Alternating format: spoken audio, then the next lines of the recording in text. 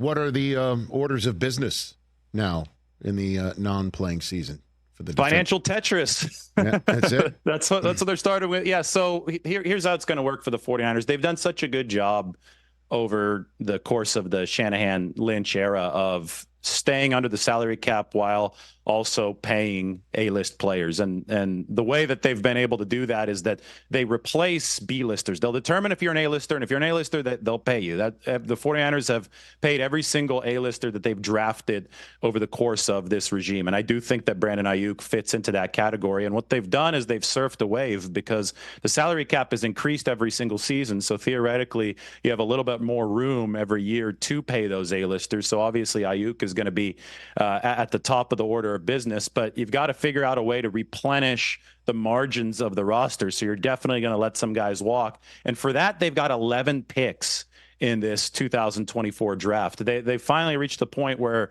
they're no longer deficient of picks following the big trade up in 2021 to try to get Trey Lance. So the draft is going to be immensely important for the 49ers this offseason.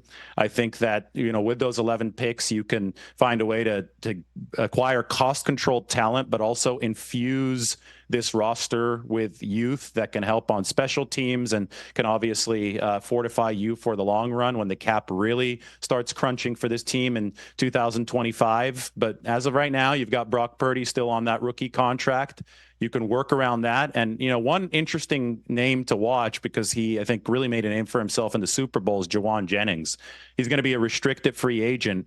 And that means that the 49ers are on the inside track to be able to keep him around. But to me, he caught a lot of eyes in the Super Bowl with his play, not just the throw for the touchdown. That was a cool play. He used to be a quarterback at Tennessee, but just for his toughness. And he's a central part of their identity as a team. And it's going to be interesting to me to see how much they do have to tender him in that restricted free agent process to keep him around. But these are the types of things that good football teams have to deal with in the offseason. You've got a lot of guys deserving of money, and obviously not everybody's going to be able to come back. Yeah, Jennings had a shot at MVP of the Super Bowl.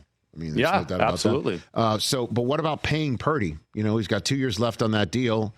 They'll let him play year 3 so they can have the room when they play the financial Tetris, and then hit him up before year 4 and then play it out. What's the sense about that plan? Well, yeah, they can't pay him right now, right, by rule. So that works obviously in the 49ers' favor, and then he's eligible for a contract extension after year 3. So you see how year 3 goes, and you go from there. But what I will say is that this is going to be Brock Purdy's first full offseason in an NFL program, because last year he was rehabbing from the elbow tear. He's already finished a season number 1 across the board in the efficiency metrics. He's gone toe-to-toe with Patrick Mahomes for 15 rounds. I think that, people had this discussion all season, and I think he kept on answering the bell when it mattered most. And he's on a very good track to be paid after year 3. It's just got to continue. The sample size isn't huge yet. It's just over a season big, but boy, the NFL is a league of moments and delivering at big moments. And obviously you're talking about Patrick Mahomes before this, he's delivered at the biggest moments for years now. I think that you look at Brock Purdy, he has answered the bell for the 49ers too. And the future's going to be promising for them as long as that's the case at the quarterback position. Catch the Rich Eisen Show every single day on the Roku channel, 12 to 3 Eastern, for free.